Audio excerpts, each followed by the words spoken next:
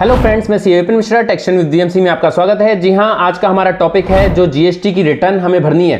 जैसा कि आप जानते हैं कि लास्ट ईयर से रिलेटेड हमारी कोई भी अमेंडमेंट या कोई भी मिस्टेक जो कोई रह गई मार्च 23 से रिलेटेड, उसके लिए लास्ट डेट गवर्नमेंट ने 30 नवंबर कर रखी है, 30 नवंबर 2023। इसके पहले आप अपनी जितनी भी इश्यूज हैं उनको सॉल्व कर सकते हैं मार्च 23 से रिलेटेड, लेकिन इसको ये ऐसे समझें कि जो हमें अक्टूबर की रिटर्न भरनी है, यानी कि जो हम अक्टूबर की रिटर्न अब फाइल करने जा रहे हैं, जैसे कि अब जीएसटीआर 1 भरेंगे और जीएसटीआर 3 भी भरेंगे, तो ये रिटर्न हमारे लिए लास्ट रिटर्न है जिसके अंदर हम कोई भी अमेंडमेंट हो या कोई भी चेंजेस हो रिलेटेड टू मार्च 23 वो हमें कर लेना है। कुछ एक पॉइंट्स हैं जो चेकलिस्ट के माध्यम से मैंने बनाए हैं, उसको हमें ध्यान रखना जरूरी है। तो हर एसएससी को इन पॉइंट्स को ध्यान रखना है इस रिटर्न को भरने से पहले, यानी कि अक्टूबर 2023 की रिटर्न जो आपको भरनी है उससे पहले इन पॉइंट्स को जरूर चेक कर लें।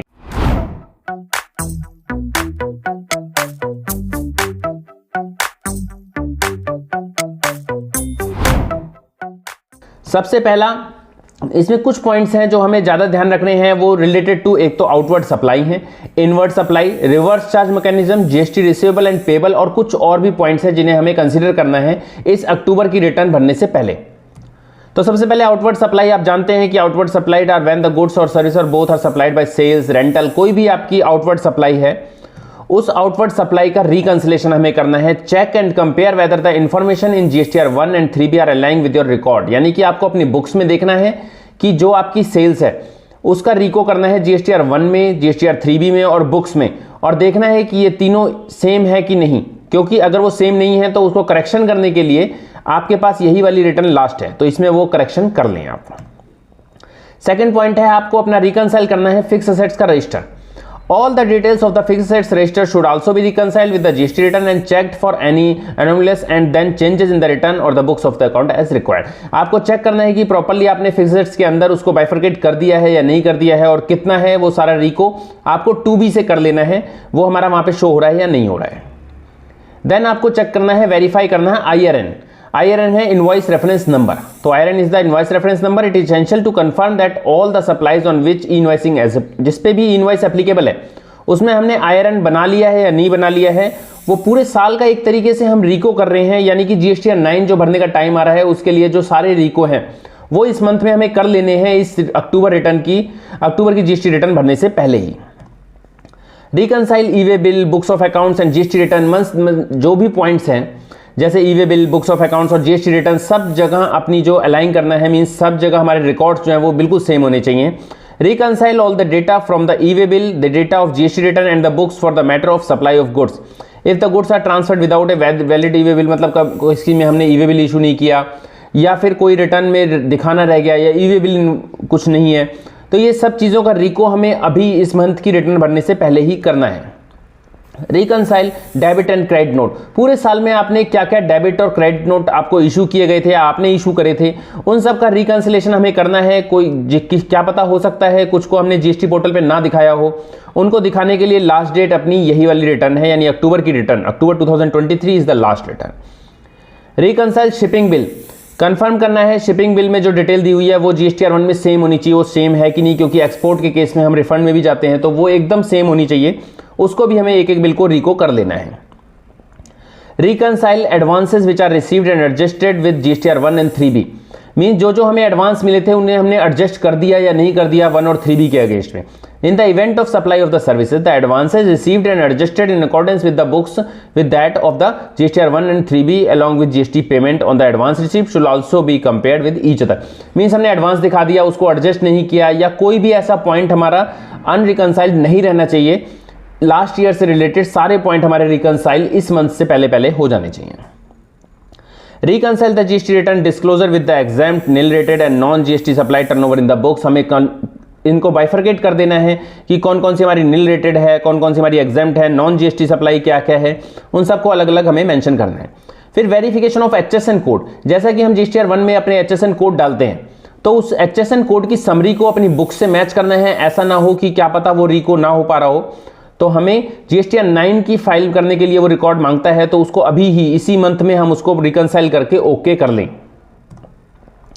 लास्ट रिटर्न का मतलब है जो ये वाली रिटर्न है अक्टूबर 2023, वो रिलेटेड टू मार्च 23 से लास्ट रिटर्न है। कोई भी इशू आपका debit note, credit note, sales दिखाना, अमेंड करना, इनवॉइस डालना, कुछ भी अगर आपका रह गया है, कोई भी एरर आपकी लास्ट ईयर से रिलेटेड रह गई है, तो उसके लिए आपकी लास्ट रिटर्न है, इस लास्ट रिटर्न को भरने से पहले अपना काम ये जरूर कर लें आप। टैक्स क्रेडिट नोट, कोई भी आपको टैक्स क्रेडिट नोट अगर काटना है तो उसके लिए भी लास्ट ही मतलब अक्टूबर 2023 ये लास्ट डेट है, इससे पहले ही उसको आपको इशू करना है। देन ये आपकी बात हो गई सारी आउटवर्ड सप्लाई से रिलेटेड, यानी कि सेल्स से रिगार्डिंग, जो भी आपकी इनकम का रेवेन्यू का सोर्स है उससे रिलेटेड जैसे ही आप रिको कर लेंगे देन आप आएंगे इनवर्ड सप्लाई में। इनवर्ड सप्लाई होता है आपका परचेज किया आपने, कोई भी इनपुट लेना चाह रहे हैं उससे रिलेटेड, व्हेन द गुड्स और द सर्विस और both are received it is an inward supply. It can be through purchase और एक्विजिशन और बाय मींस विद और विदाउट कंसीडरेशन, कैसे भी हो सकती है वो इनवर्ड सप्लाई, उसका भी हमें प्रॉपर रिको करना है। सेल्स एंड परचेज दोनों का रिको हमें करना है। To reconcile GSTR 2B and 3B with the input tax credit available and which is availed in the books account, हमें चेक करना है कि हमारे 3B में यानी कि हमने क्या क्लेम किया और 2B में हमें क्या शो हो रहा है। जो हमने क्लेम किया है और जो शो हो रहा है वो हमारा इक्वल होना चाहिए। अगर कोई इसमें डिफरेंस है तो हम उसको अभी देख लें, इस मंथ की रिटर्न में उसको रेक्टिफाई कर लें। Communicate with the vendors about the supplies which are not being reflected in the GSTR 2B of the company and ask them to report। जैसा कि अगर कोई हमने इसमें शो नहीं किया या कोई बिल हमारा 2B में शो नहीं हो रहा है तो हम अपने वेंडर्स को उसको कम्युनिकेट कर दें ताकि वो इस मंथ लास्ट मंथ की रिटर्न में उसको शो कर दे और हमारे 2B में वो दिख जाए, क्योंकि बाद में ये हमें ऑडिट में दिक्कत करेगा। The difference in the input tax credit which is reflected in the GSTR 2B but is not yet claimed and neither is recorded in the books। ऐसा भी हो सकता है कुछ 2B में ऐसा रिकॉर्ड मिले जिसके हमारे पास बिल ना आए हों और हमने उसको क्लेम ना किया हो, तो इस अक्टूबर 2023 की GSTR 3B भरते टाइम पे हम उसको क्लेम कर लें। As per Rule 42-43 of the CGST, in case there is any exempt income, then the ITC reversal must be computed and taken into account in GSTR 3B। अगर कोई आप exempt supply करते हैं और कोई रिवर्सल आपने नहीं किया है, जैसा कि उस पर पोस्टनेट बेस में हमें रिवर्सल करना होता है, तो वो रिवर्सल भी आप GSTR 3B में इस मंथ की 3B जब फाइल करें उससे पहले उस रिवर्सल को कर दें। To verify whether the 180 days deadline of the payment for the vendor is met or not, ये जो कंडीशन एक लगाई हुई है डिपार्टमेंट ने कि 180 डेज में अगर आपको पेमेंट हो जाती है तो ठीक है, अदरवाइज आपने जो इनपुट क्लेम किया था उसको रिवर्स करना है। तो हमें चेक करना है कोई भी ऐसा पेमेंट ना हो जो 180 डेज से ज़्यादा हो गया हो। अगर ज़्यादा हो गया है तो हमें उसे रिवर्स कर देना है, और ऐसा हो सकता है कि हमने कुछ रिवर्स किया हो और उसको रीअवेल ना किया हो जिस मंथ में हम पेमेंट करते हैं, तो वो सारे रिको मतलब हमें इस मंथ में करने हैं। To confirm that GSTR 3B has disclosed all the ITC that is not eligible according to the books, हमें उन ITC को भी अलग करना है कि नॉट एलिजिबल ITC कौन से हैं। कुछ ब्लॉक क्रेडिट्स जो डिपार्टमेंट ने मेंशन कर रखे हैं उनको हमें अपने 2B से निकालना है और प्रॉपरली उसे इनएलिजिबल के अंदर डाला हुआ या नहीं डाला हुआ, या गलती से हमने कहीं ले तो नहीं लिया। अगर ले लिया है तो विद इंटरेस्ट हमें उसको रिवर्सल करना है। The ITC which was reversed during the 22-23 financial year and is also pending to be reclaimed is to be identified and reported in the electronic credit reversal and reclaim statement as opening balance। यानी कि जो भी ऐसा कोई data है जिसको हमें reversal करना है, रिवर्सल कर दिया था उसे रिक्लेम करना है, अगर कोई पेंडिंग है तो वो उसे हमें अपने रिको के अंदर लेके चलना है। To make certain that the ITC is separately recorded and identified in the books for the capital items, capital items और इनपुट के लिए अलग से हम मेंटेन कर रहे हों ITC, क्योंकि GSTR 9 में जब टेबल में हमें मेंशन करना होता है तो वहाँ पे इनपुट का क्रेडिट अलग और कैपिटल गुड्स का क्रेडिट अलग हमें वहाँ मेंशन करना होता है।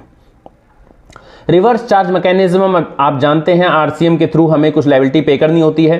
तो हमें रिकनसाइल करना है लास्ट ईयर से रिलेटेड कोई ऐसा RCM से रिलेटेड एक्सपेंडिचर ना रह गया हो जिसमें हमने RCM ना पे किया हो। To reconcile the RCM liability discharge in the form GSTR 3B with all the expenses identified from the books on which reverse charge mechanism applicable. आपको अपने PLN अकाउंट के अंदर चेक करना है कौन कौन से एक्सपेंडिचर ऐसे हैं जिस पे रिवर्स चार्ज एप्लीकेबल होता है, और अगर एप्लीकेबल होता है और हमने उस पर RCM पे कर दिया है या नहीं कर दिया है वो हमें सारा चेक करना है। जैसे कि एग्जांपल भी कुछ दिए हुए हैं, security, car hire charges, legal expense, sitting fees of director. अगर कोई ऐसी डिफरेंशियल लायबिलिटी मिलती है तो इस बार की GSTR 3B में उसको पे करके विद इंटरेस्ट आप उसको इक्वल कर लीजिए यानी रिकनसाइल कर लीजिए।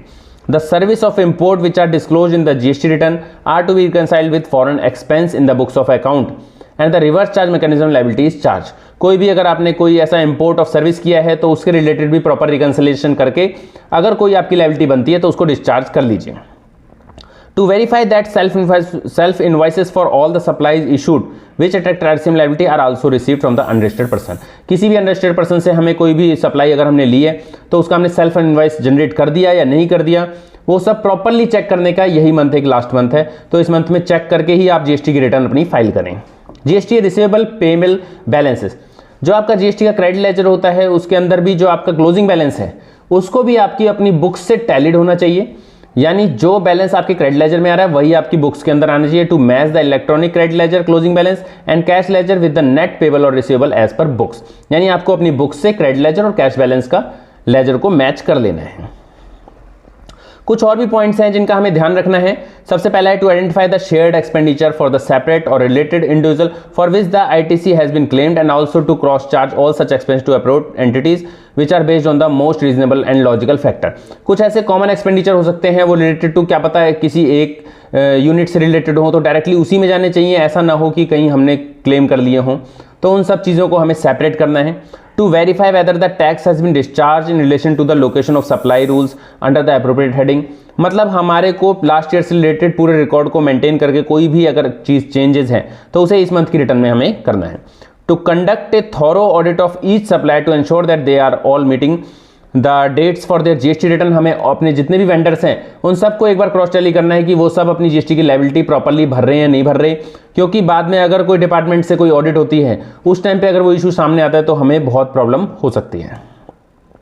तो जैसा कि आपने देखा कि ये जो फाइनेंशियल ईयर 22-23 के लिए लास्ट रिटर्न है, यानी कि अक्टूबर की जो ये रिटर्न अभी भरनी है, इसमें हमें प्रॉपर सारी चीज़ों का रिकंसिलेशन इसी तरीके से कर लेना है ताकि कोई भी ऐसा इशू बाद के लिए हमें ना बचे।